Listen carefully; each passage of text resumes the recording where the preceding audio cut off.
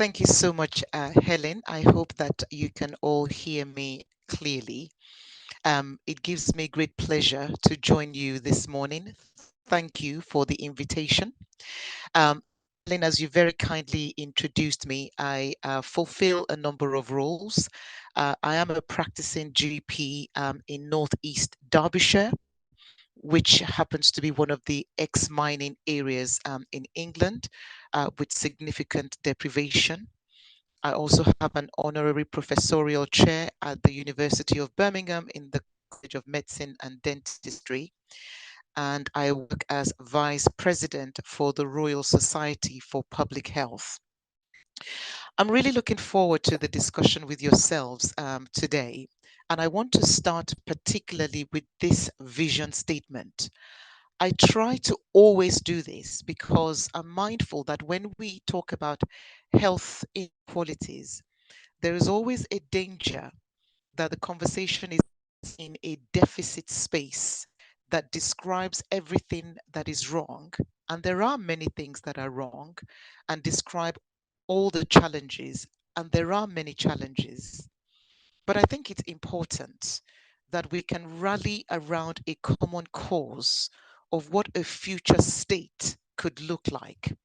And that's why I started with a vision that actually the vision we're working to in England is exceptional quality healthcare for all.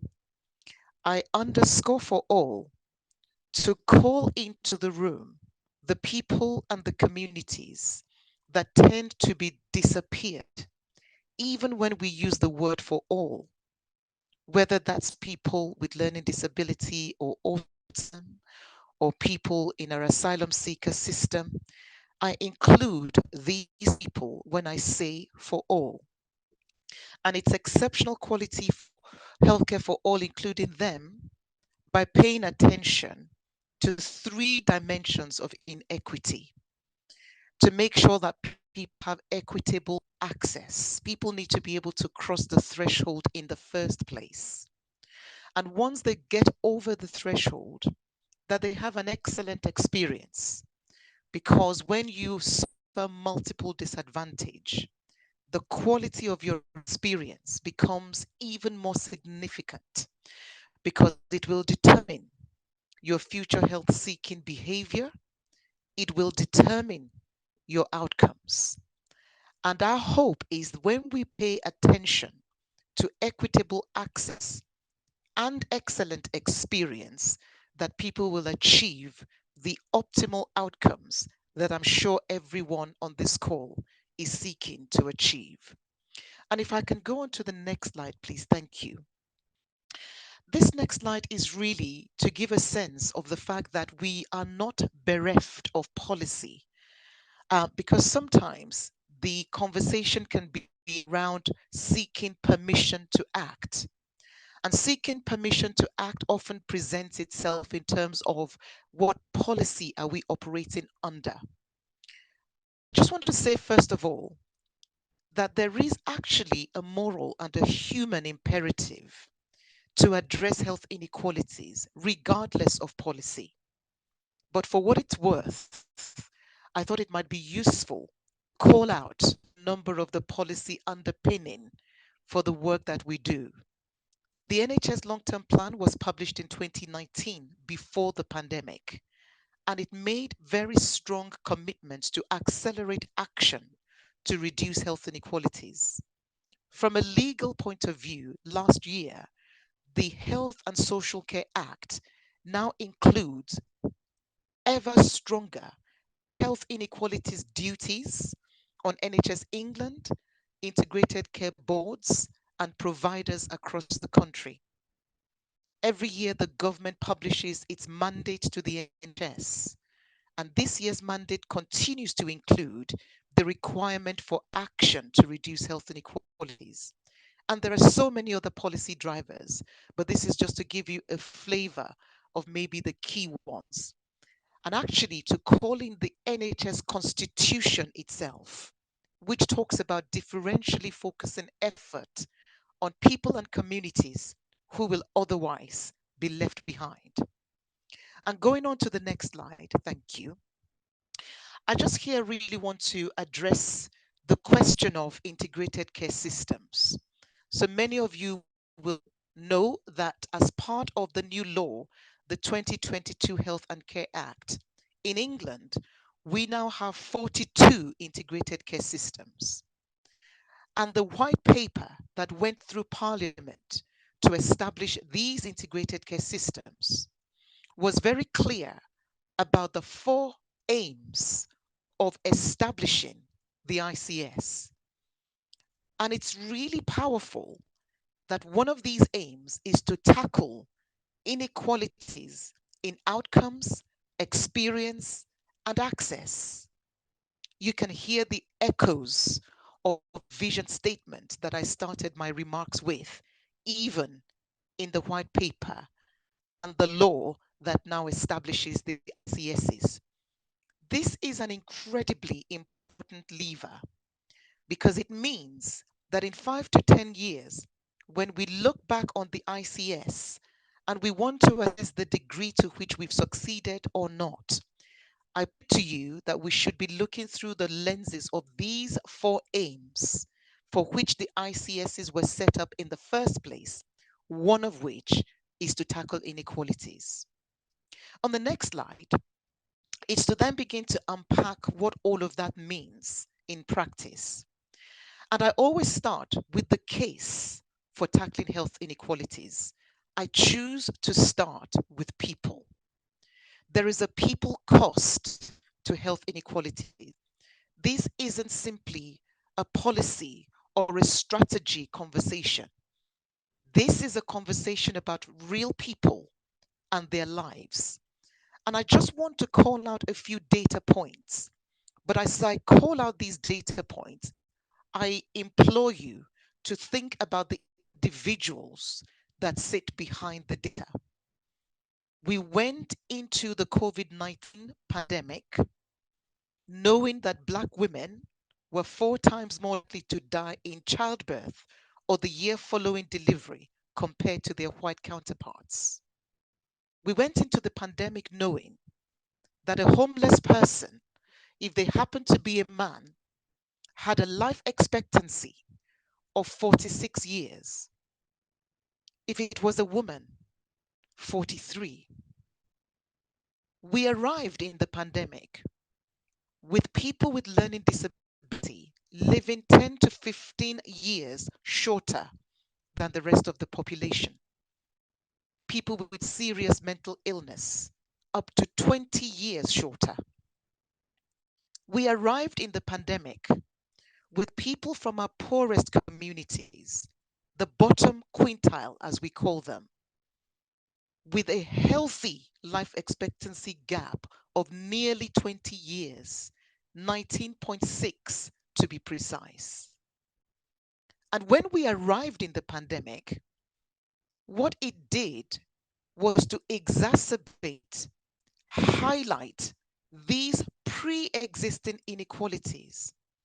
So we ended up in a scenario where your likelihood of contracting the COVID virus, the severity of your illness, your likelihood of dying correlated with your socioeconomic status and your ethnic background and your occupation and whether you had disability of one type or the other. The 20% poorest had double the mortality of the 20% most affluent. These were the stark inequalities that the COVID-19 pandemic exposed so harshly. On my next slide, I want to call out the business case for reducing health inequalities. From the data that I've just shared with you, the moral imperative should be enough. But I'm mindful that there are audiences for whom the business case needs to be made. And so, what is the business case for reducing health inequalities? It's across 3 dimensions. Number one, healthcare expenditure. The most socioeconomically disadvantaged people and communities, despite their shorter lives, despite living more years in ill health, they command a higher healthcare expenditure per capita than the most affluent with longer lives. And what lies behind that paradox is the fact that people from our most socioeconomically disadvantaged communities and some of our ethnic minority communities, they begin living with long-term conditions earlier, up to 15 years earlier. For example, type 2 diabetes in South Asian population groups, 6 times great prevalence and starts 10 to 15 years earlier in the general population. So people who experience the greatest health inequalities start living long-term conditions earlier, they accumulate them quicker, live with them for longer, and that translates into higher healthcare expenditure in form of pharmacotherapeutics, in form of emergency hospital admissions, prolonged length of stay, delayed discharges, and pressure on elective care. This is a business case tackling health inequalities. The second dimension of that business case is in terms of loss of productivity, particularly now when we are exercised about economic inactivity, looking at the OECD report published within the last month. Again, as a result of multimorbidity, which has a steep gradient of inequality, people exit the workforce earlier as a result of ill health. So we lose the workforce capacity, the workforce capability, and not only that, we lose the social capital that work gives people. And the third dimension of the business case is the loss in terms of economic input. So the tax revenue that we lose as a result of people's exiting from the workforce very early as a result of multimorbidity, which is a direct correlation to health inequalities, it costs us in terms of the tax revenue we can command as a nation. And that then impacts on what we can spend on public services. This is the business case for reducing health inequalities. And if I can move on to the next slide, thank you. I just want to talk about the quality case. Many people on the call will be responsible for assuring our various boards on quality, and a particular domain of that being patient safety. There is a clear intersection between patient safety and health inequalities, and it manifests itself across a whole range of domains. Communication breakdowns as a result of English not being people's first language, digital exclusion, diagnostic overshadowing, a one size fits all pathway, assuming that our digital products will necessarily reach those at the margins of society, health illiteracy, and a whole range of other dimensions. And these slides will be shared so you can see the further detail and the BMJ article by one of our previous clinical fellows, Kian Wade, that sets out this intersection much more clearly. And if you consider how much we pay out in claims every year as a result of when things go wrong for people, imagine if we were able to reinvest those vast sums paid out in claims year on year into our NHS, the material difference that will begin to make in people's ability to access our services, their experience of our services, and ultimately their outcomes. This is the quality case for addressing health inequalities. And so moving on from the people case, the business case, and the quality case, I now want to talk a little bit more broadly. On my next slide, please. Thank you. And here, it's to just begin to set out the fact that whilst we know that the wider determinants of health, education, household income, employment, housing, they drive the greatest proportion of health inequalities. This is true. However, it is not true that there is nothing that healthcare can do. If healthcare dimensions contribute 20 to 30% of health inequalities, I put it to you that 20 to 30% of a large number is a large number. And the point of this slide is to acknowledge the significant role of the wider determinants of health in driving health inequalities, but to also make the case that it is not a binary question. It is not whether we address the wider determinants or we address healthcare inequalities. It is yes and it is imperative that healthcare systems own the responsibility and the accountability for reducing healthcare inequalities, and we support our public health colleagues, our local authorities as they lead the effort on the social determinants of health. Just on the next slide, then, thank you. Here, I just want to unpack what it therefore means in terms of the role of the healthcare system, the NHS in this case, in addressing health inequalities. I address that across three planes. First of all, as a service commissioner and provider, it is within our gift to configure our contracts, our service specifications, our call for procurements. We can configure them in such a way that it demands differential focus, resourcing on those people and those communities that find themselves at the peripheries of society. Secondly, our role as powerful allies within the integrated care system, working alongside our local authority partners, health and well-being boards, voluntary sector, community sector, faith communities, as we did so powerfully during the pandemic response. We as the NHS can be humble and powerful allies at the integrated care system table. Finally, we have a role as an anchor institution. In many of our communities, when all else fails, my GP practice will tend to be the last place standing.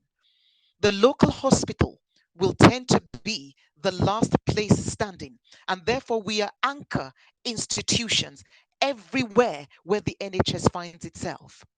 And therefore, what does it mean to be an anchor institution? It means that we can use our vast estates to support people and communities.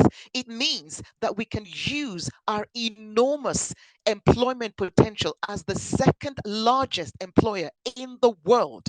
We can use that lever to bring in the excluded out from the cold and give them a first chance, a third chance if necessary.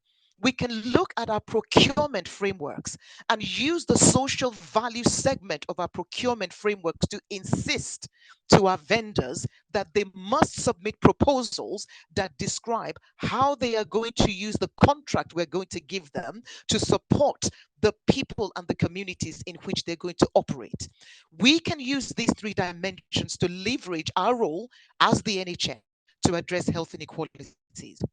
On my next slide, I then want to talk about what can we do very deliberately at every level of the system, whether nationally in setting a very clear direction, clear priorities, a system accountability framework, and what we can do all the way through to place by continuing to value our community and faith leaders who helped us during the pandemic response and are standing willing and ready to help us again as we address the wider dimensions of health inequalities. Action at every level, national, regional, system, and place. And on the next slide, here I think it's really important that we have a conversation around that anchor opportunity, not just as the NHS, but all the other business and industry that are functioning in all of our communities. I think there is a role for every one of these large businesses, these large corporations, alongside the NHS, to leverage and maximize their anchor role. Just the next slide, then. Thank you. Here, then, I want to talk about the role of leadership and leaders, and I consider everyone on this call as a leader.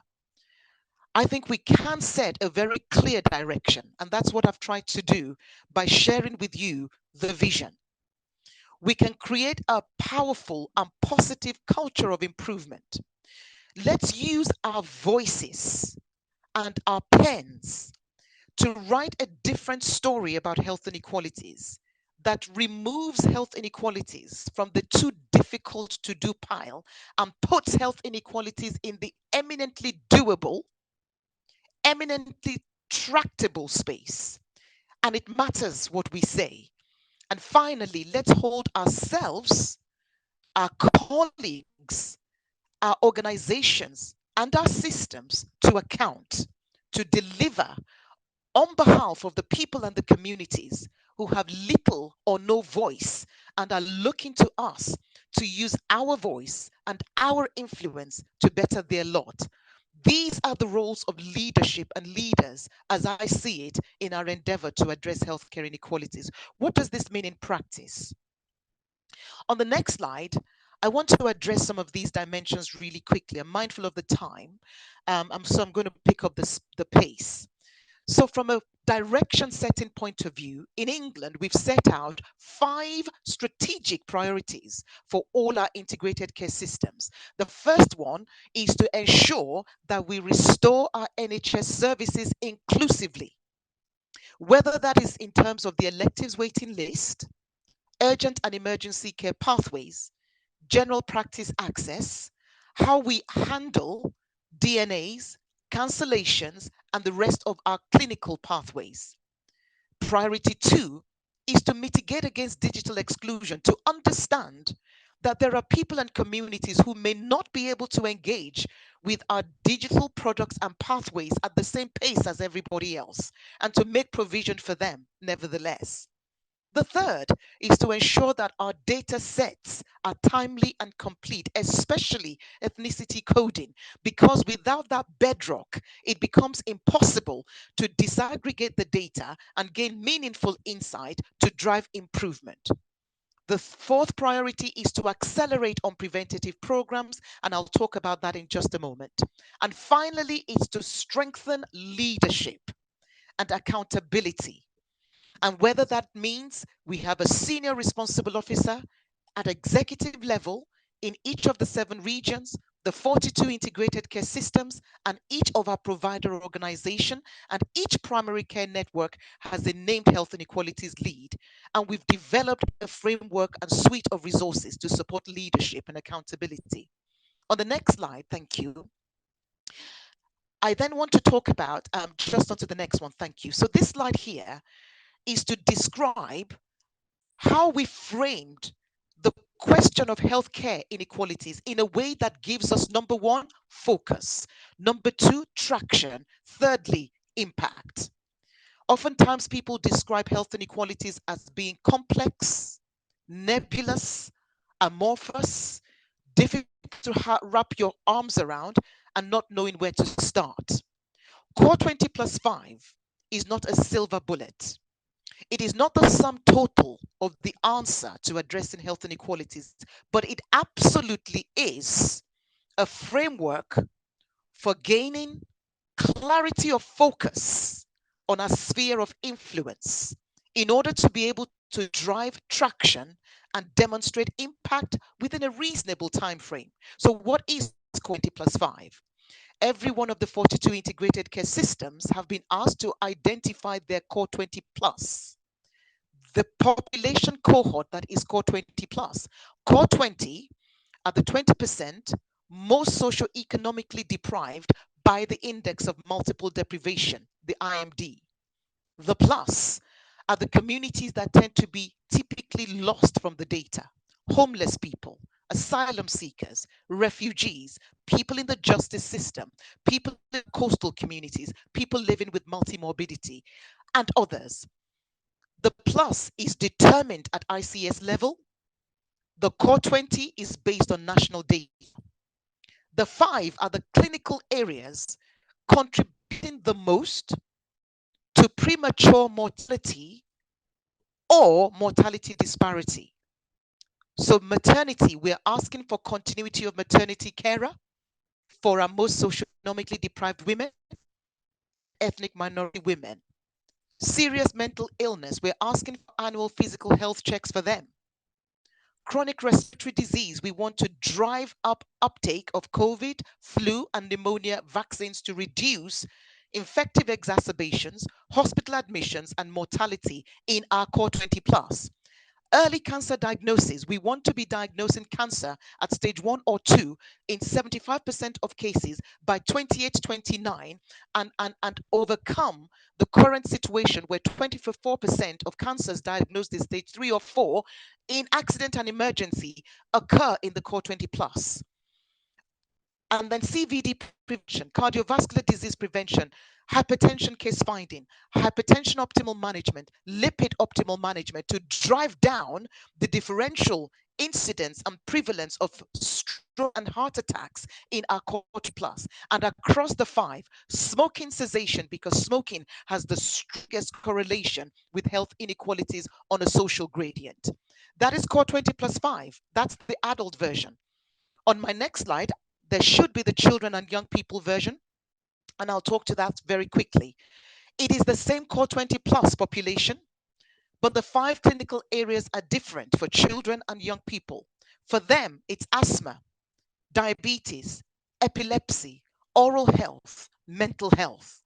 For example, in oral health, we know that at the age of 5, a child from a gypsy, Roma, traveler community has 60% prevalence of missing teeth or dental decay by the age of 5.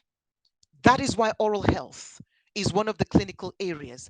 We know that 1 in 8 hospital admissions for general anesthesia in children and young people is for dental extraction. That is an untenable inequality, and that is why it's included here. And just on the next slide, and I think I'm going to round up maybe with this slide or the next one. We've developed an ecosystem to turn core 20 plus 5 from a pretty slide into something that is actually meaningful in the lives of the people that I'm talking about. And so we have core 20 plus connectors, lay people, ordinary people, but powerful because they're trusted voices and faces in their communities. We have ambassadors who are professionals, clinicians and professionals from other backgrounds. We have accelerator sites, 7 of them, 1 in each of the 7 regions, to use quality improvement as a methodology to wrestle the complexity of health inequalities into a doable space. We also have innovation. We're working with our health innovation networks to bend or innovation in the direction of addressing health inequalities. And finally, we have the collaborative, where we bring together the chief executives of the arm's length bodies across other organizations like NICE, NIHR, the MHRA, the CQC, and others. This is the ecosystem for making sure that we turn policy into practice, rhetoric into reality, and move on from endless analysis of health inequalities into meaningful, tangible, measurable action that makes a difference in the lives of people up and down our countries. And my final slide, then, thank you, is to say that without board accountability, all of this will just be a conversation. And therefore, board assurance is imperative. And so we've built a board leadership framework in collaboration with the NHS Confederation. It includes a board assurance tool. It includes a scorecard to benchmark our journey. And it also includes frequently asked questions and a wider set of resources. I'm going to finish here by saying the purpose of everything that I've just shared with us is that within our own lifetime, we can leave a collective legacy beyond the COVID-19 pandemic a powerful legacy of equitable access, excellent experience, and optimal outcomes for the men and women, children and young people who live at the margins of society. And that is my charge to us all. Thank you.